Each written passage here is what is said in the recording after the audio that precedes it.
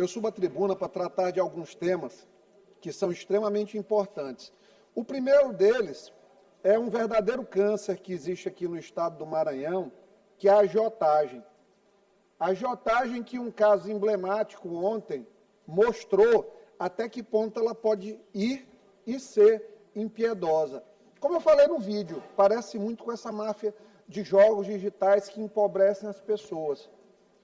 Onde a agiotagem ela encontra o caminho para o sucesso? Primeiro, na pobreza. E segundo, na falta de educação financeira mínima. E terceiro, muitas vezes no básico, no próprio processo de alfabetização das pessoas. Porque nós sabemos que existem camadas de alfabetização. Nós temos a pessoa que lê, nós temos a pessoa que lê e não interpreta, que é o analfabeto funcional, ele ainda está numa camada de analfabetismo. Nós temos um segundo nível de analfabetismo funcional, que é a pessoa que lê, entende parcialmente, mas não consegue desenvolver uma ideia. E, a partir daí, nós temos as pessoas que são propriamente alfabetizadas. O que aconteceu com a dona Doracim Pinheiro é um caso desse, onde um espertalhão chamado Itevaldo, que se diz líder comunitário no local, emprestou à senhora a quantia de R$5.000. Ela recebeu essa quantia, pagou em juros aproximadamente R$50.000 e cobrou uma importância, o agiota da dona Doraci, de quase R$800.000.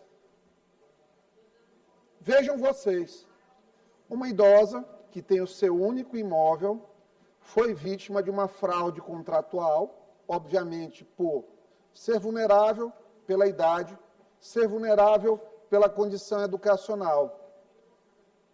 A coisa é tão grave que houve uma ordem judicial primeira de despejo. O primeiro,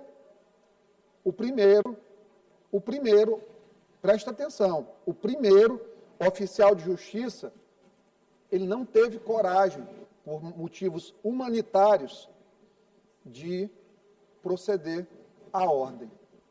Recebi a denúncia de que o agiota possivelmente teria subornado um segundo oficial de justiça para que ele procedesse à ordem de despejo sem qualquer tipo de piedade. Lembrando, imóvel único, impenhorabilidade desse imóvel único, agiotagem, apesar do meu Instagram aparecerem uns agiotas defendendo a agiotagem, dizendo, não, ela pegou porque quis, o agiota empresta dinheiro a juros.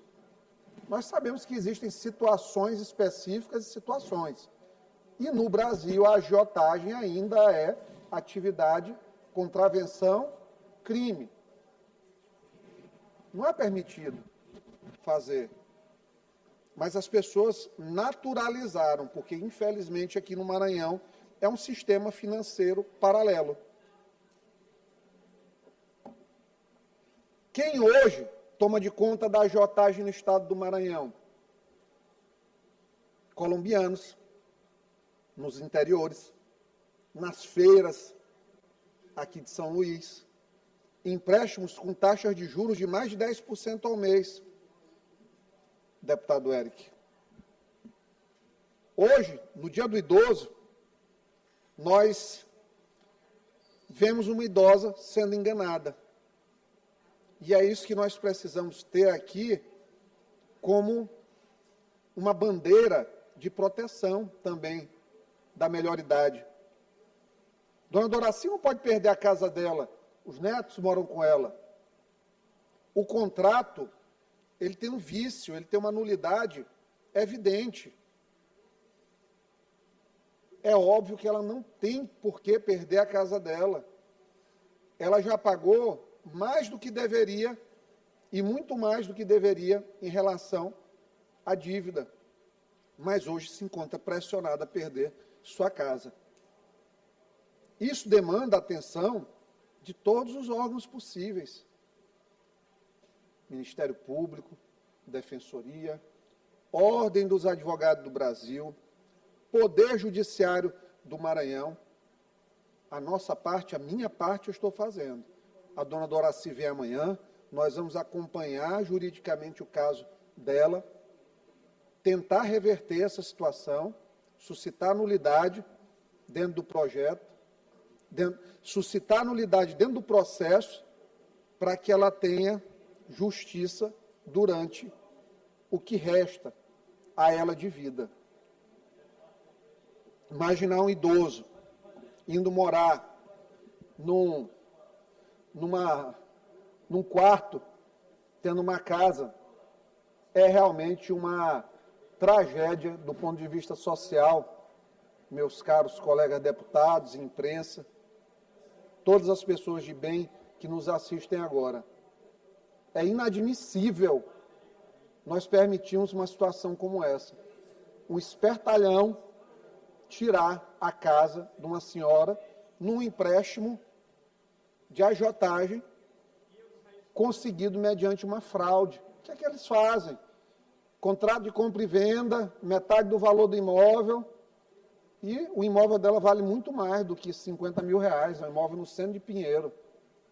Então, esse absurdo, ele não pode ser normalizado, e nós não vamos aceitar. Nós vamos até o fim com a dona Doraci, com a família, para que a gente possa buscar reverter. Se nós vamos conseguir ou não, depende do judiciário. A gente não sabe o entendimento do judiciário. O nosso, que é o entendimento da lei também, é que o contrato tem nulidade e que a execução ela tem que ser interrompida.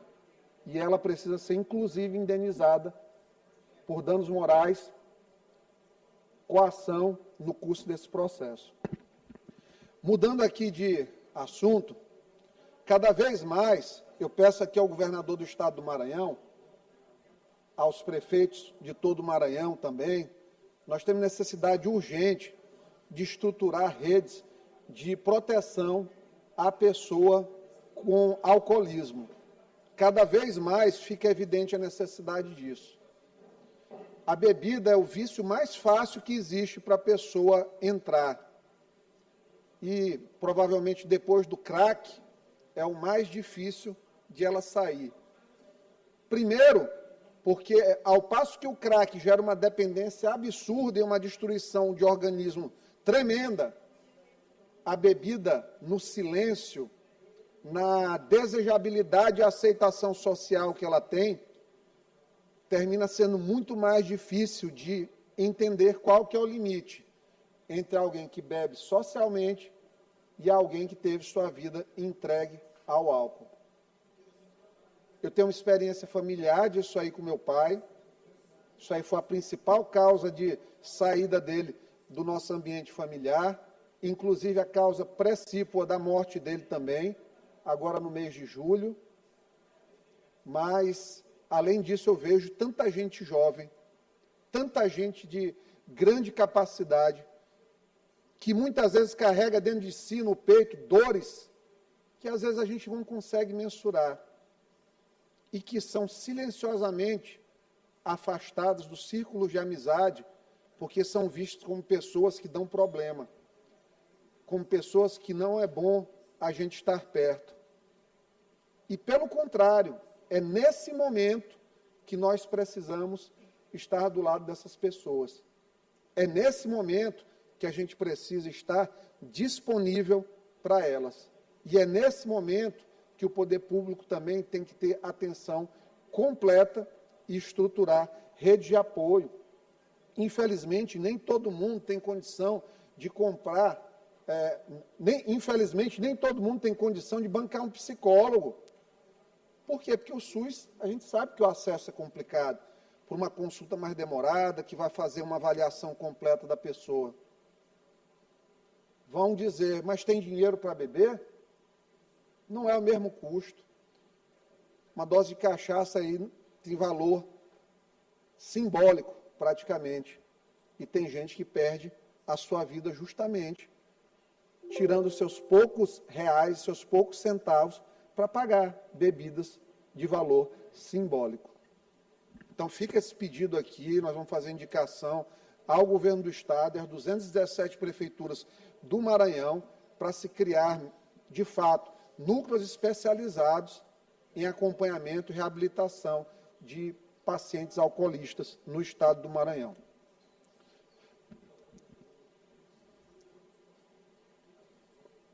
Outro ponto aqui do nosso pronunciamento saiu e é um verdadeiro stand-up o governo federal.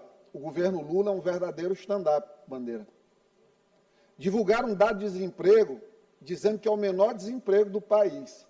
6 milhões de desempregados. Olha só, você que está me assistindo agora, o governo Lula publicou que tem só 6 milhões de desempregados no Brasil. É o número mais canalha, mentiroso e forjado que poderia existir. Deputado Ricardo Arruda, nós temos 50 milhões de pessoas que recebem auxílio do Bolsa Família. A pergunta que eu faço, essas pessoas trabalham? Não trabalham. Silêncio sepulcral. Essas pessoas não trabalham. Por motivos óbvios.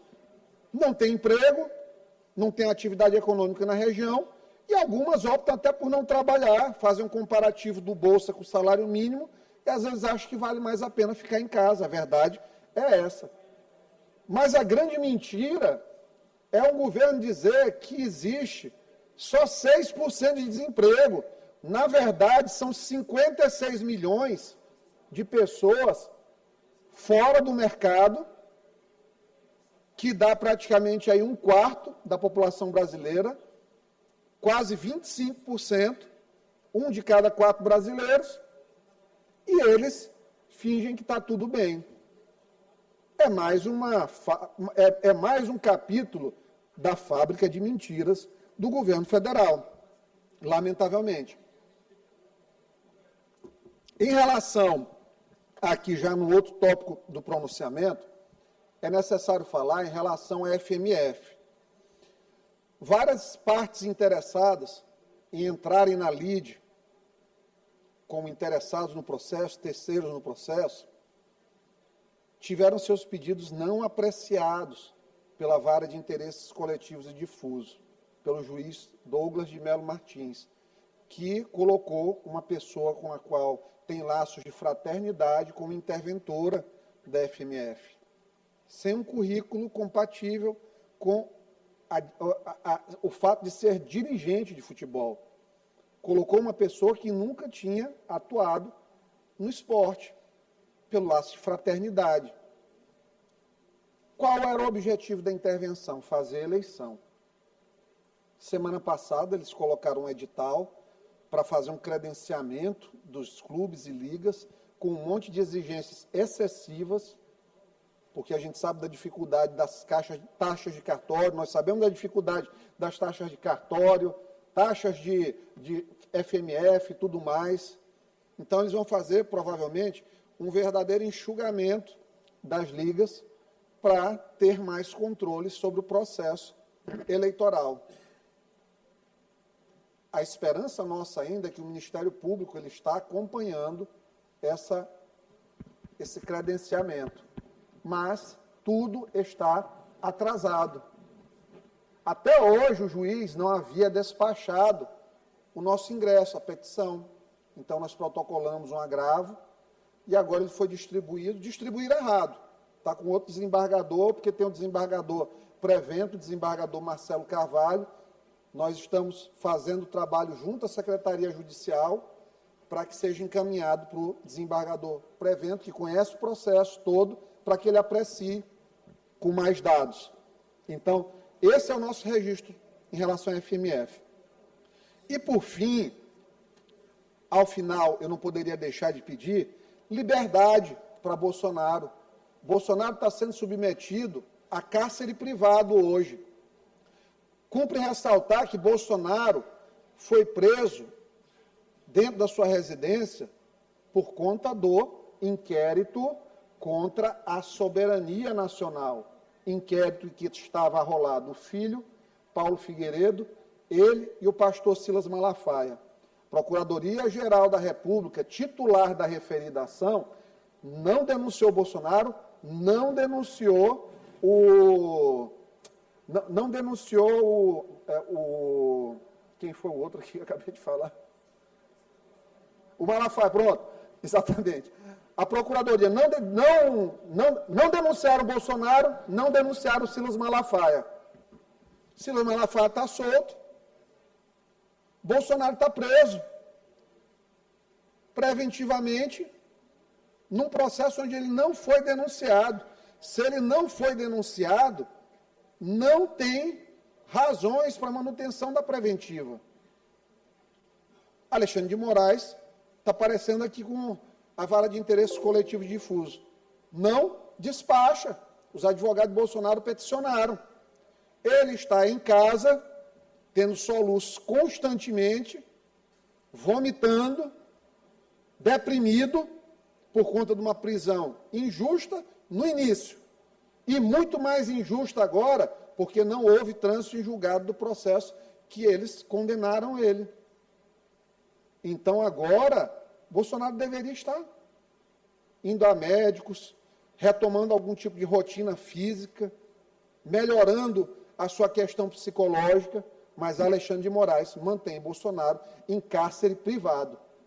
Então, se pede aqui, e que em todas as assembleias, no Congresso Nacional, as pessoas levantem essa bandeira, de que é preciso libertar Bolsonaro, para ele aproveitar minimamente a liberdade, já que os seus algozes já decretaram, antes do processo finalizar, a sua desgraça. Desgraça contra a qual resistiremos. E no dia 7 de outubro estaremos em Brasília, caminhando por anistia a todas as pessoas que foram injustamente condenadas no dia 8 e anistia a Jair Messias Bolsonaro. Muito obrigado.